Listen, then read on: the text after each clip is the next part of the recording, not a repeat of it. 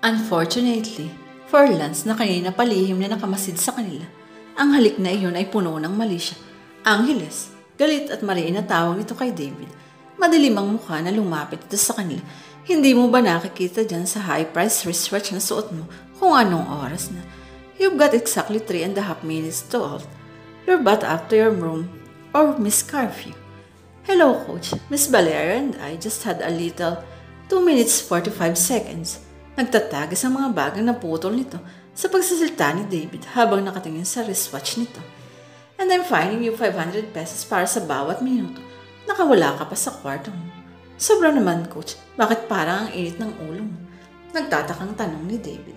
Baka gusto mong ipaalala ko pa sa'yo kung gaano kasama ang naging laro mo last Wednesday. Napahiyang napakamot ito sa ulo. See you on the game tomorrow, Miss Valerie. Anito na tumingin kay Saina. See you, David. She gave him a sweet and tender smile. Ngunit bago umalis saglit na pinag-aralan nito ang matigas na expression sa mukha ni Lance pagkatapos ay humakbang na ito patungo sa elevator nang tuluyang mawala ang manlalaro. Sa paningin nila ay saka lamang siya hinarap ni Lance. Halika nga, mag-usap tayo. Anito na hinawakan siya sa isang kamay at hinila patungo sa elevator. Gustong magpumigla si Saina at ipaalala sa lalaki na siya ang amo at hindi ito. Pero dahil sa nainom na alak ay nakakaramdam na siya ng pagkahilo kaya pinili na lamang niya na manahimik. Hindi niya alam na magkalapit lamang ang kanilang mga kwarto kaya nagulat siya ng sapilitan nila ang ikalimang palapag at buksan ito ang pinto ng silid na katapat ng sa kanya. Patulak na pinapasok niya siya nito sa loob. Sit down. Galit pa ring utos nito na itinuro ang isang brocade covered sofa na naroon. The 3 glasses of wine had left her with a cozy sense of well-being that made her want to pop up her lower lip and tell him not to be such an old fluffy daddy. Yes, sir. Aniya na binigyan ito ng pakunwaring saludo bago umupo. Don't you get cute with me? Singhal nito na nakapamimang na tumayo sa harapan niya. Hindi ba ni sinabi ko sa'yo na layuan mo ang mga players?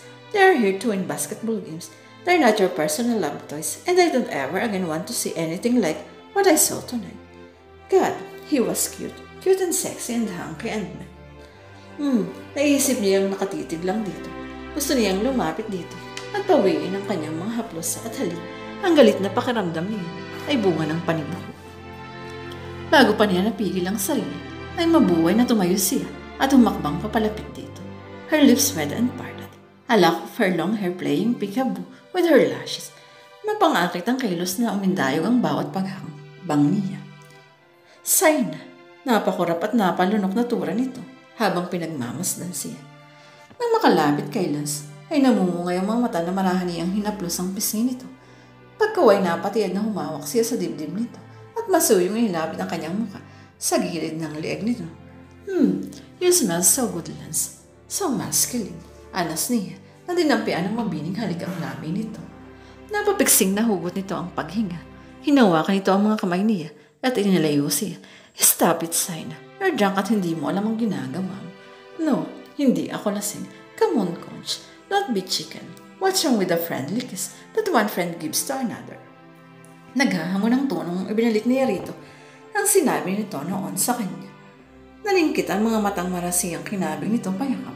Whatever you say, baby. Puno na rin ang pagnanasa ang tonong sabik na sinilito ang halik ng kanyang mga labi. The kiss was both gentle and passionate, full of sizzle and sweetness. At that moment, she wanted to make love with him more than she'd ever wanted anything. Nang mabagal nitong inangat ang mukha, ay unti-unti rin niyang iminulat ang mga mata. This is not a game any longer. Anito sa namamaos na titig. God knows I tried to stay away from you, but I wanted you so much it hurts not being with you. Malamlam ang mga tanitong nakatitig sa kanya. I want you for real, Saina. Kaya kung wala kang balak tapusin ito, you better say so now. Ngunit wala sa isip niya ang tumutol. Isa lang ang sinisigaw ng buong pagkatao niya. Ang tanggapin ng kagustuhan ng lalaking pinakamamahal niya. Ngayon ay aamin na niyang sa kabila ng pagpipigil niya, ay ito pa rin ang lalaking napiling ibigin ng kanyang puso. Noon ay palagi niyang nakokontrol at nabibigyan ng limitasyon ng sarili. Hindi niya magawang lubusang ipagkaloob ang kanyang sarili sa mga lalaking nakarelasyon niya. Ngunit ngayon kay Lance, hindi lang ito ang pagbibigyan niya, kundi higit ang kanyang sarili. She would have this chance and take this moment To be with the man she truly loved and wanted. Buong pagsuyong niyakap niya ang mga kamay sa leeg nito. I also want you for real, Lance. Bulong niya, na diretsong nakatitig sa mga mata nito. She saw triumph on his face. Nang muling maglabat ang kanilang mga labi, ay mas malaya nilang ipinadama ang nararamdamang pagnanasa para sa isa't isa. Dahil sa pagkakadikit ng mga katawan nila, ay ramdam niya ang malakas na pintig ng puso nito. Nananatiling magkasanib ang kanilang mga labi nang pangkuhin siya nito at ihiga sa kama. Nang inumpisahan nitong tanggalin ng kanyang damit, ay nanginginig ang mga kamay na simulan din niyang hubarin ang kasuotan nito. Nang pareho na silang hubad, ay kapapuno ng paghanga ang mga mata nito na pinaglakbay nila ang tingin sa perpektong kabuuan ng bawat isa.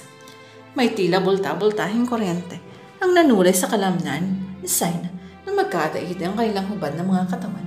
Walang pag-aalin lang ang sinalubong niya ang hunaw ng mga labi nito. Ilang saglit na nagpalitan sila ng maalam na halik bago dahan-dahan naglakbay ang mga labi nito pababa sa dibdib niya. Napaungol siya ng salitang kubkubin ang bibig nito at pagpalain ng mga kamay nito ang kanyang mayamang dibdib. Halos magpawala ng ulirat niya ang nakakabaliw na sensasyong nadarama niya ng paliguan ito ng masusuyo at mainit na halik ang buong katawan niya. At nang matiyak ni Lance na handa na siya, ay dahan-dahang pinag-isa nito ang kanilang mga katawan.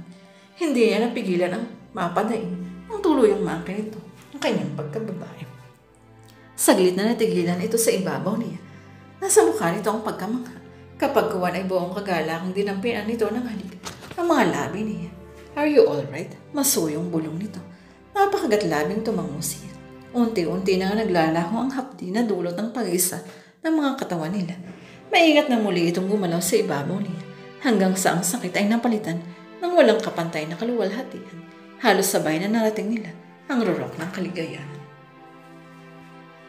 Hupa na ang bugso ng mga damdamin at kapwa bumalik na sa normal ang tibok ng kanilang mga puso nang makuhang muling kumilos na Saina upang magbihis. Ngunit bago pa siya makabangon, ay mabilis na napigilan siya ni Lance. Saina, please don't go yet. Kailangan nating mag-usap. Pakiusap nito na hinawakan siya sa balikat. Napabuntong hiningang umupo siya habang kay Pipa ang katawan ng kumot. Ano pa ba ang dapat nating pag-usapan? Ani niya na pilit pinatatatag ang tinig. Don't worry, I won't hold you responsible for what happened. Pareho nating kagustuhan ang nangyari. I know that. Anito na umupo rin at sumandal sa headboard. I just need to understand. Why didn't you tell me that that I'm a virgin? Ayaw mo nun. Ngayon ay pwede mong ipagmalaki na ikaw ang nakauna sa akin. Mapaklang saad niya. Damit, Saina. What do you take me for? Galit na tugon nito. At pwede ba? Huwag mo nga palabasin na ganun lang kawalang kwenta para sa iyo ang nangyari sa akin. Dahil para sa akin ay mahalaga ito. Ang gusto ko lang maintindihan ngayon ay kung bakit hinayaan mong pag-isipan ka ng masama ng ibang tao. You lead us to believe that those nasty rumors we heard about you were true. Patuloy nito. I don't give a damn kung ano man ang iniisip sa akin ng mga tao. Paniwalaan na ng lahat ang gusto nilang paniwalaan. I really don't care. I don't owe anybody an explanation. Katwira niya.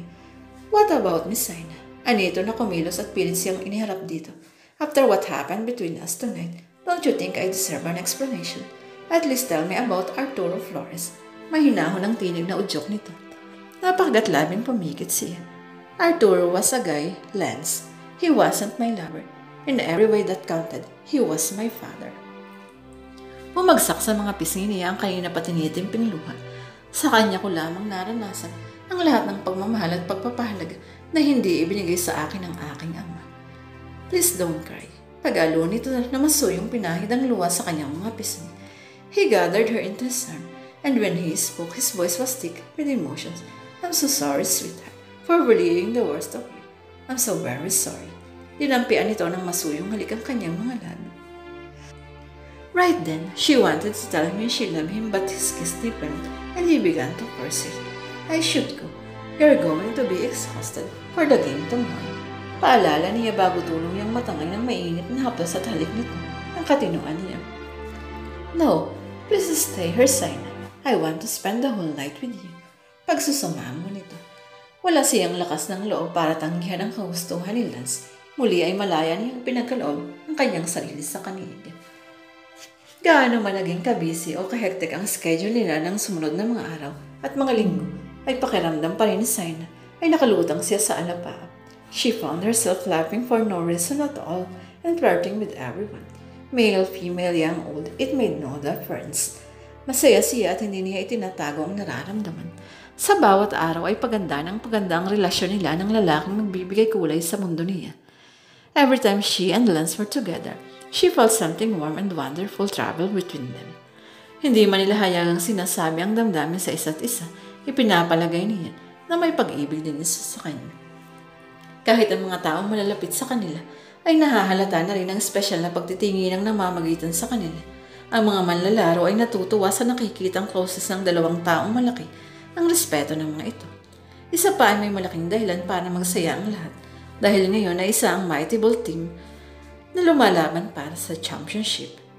Ayaw niyang masyadong umasa pero hinihiling niya na sana nga ay magtuloy-tuloy na ang kaligayahang nararamdaman niya. Nang imbitahan siya ni Lorenzo para sa isang dinner date ay hindi na ito tinanggihan ni Saina dahil abala sa pag-aasikaso sa negosyo at mas nakatuon ang atensyon kay Lance ay minsan na lamang kung magkita at magkausap sila ng kaibigan. Tuloy hindi maiwasang magtampo ito. Minsan na rin niyang nabanggit kay Lance ang tunay na pagkatao ni Lorenzo.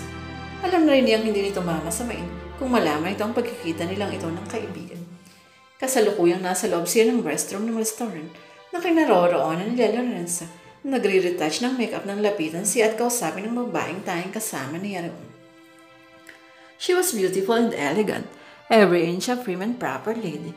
Sa salamin pa lang ay nakita na niyang hinahagot siya ng antipatikang tingin nito mula ulo hanggang paa.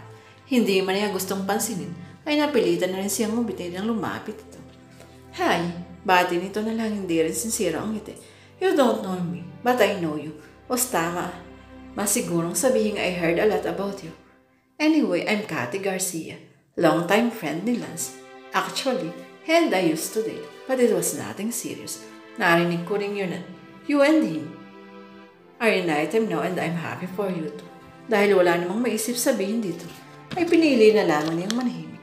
Nagtataka lang ako dahil after what happened to his previous marriage, akala ko hindi nagugustuhin pa ni Lance na ma-involve sa babaeng katulad ng kanyang ex-wife na si Fiona. Please don't get me wrong. I'm not insulting you or anything. Because now that I met you, I'm no longer surprised of what Lance found irresistible in you. You're not only beautiful, you also own a basketball team. O paano? Mauna na ako sa'yo. Nice meeting you.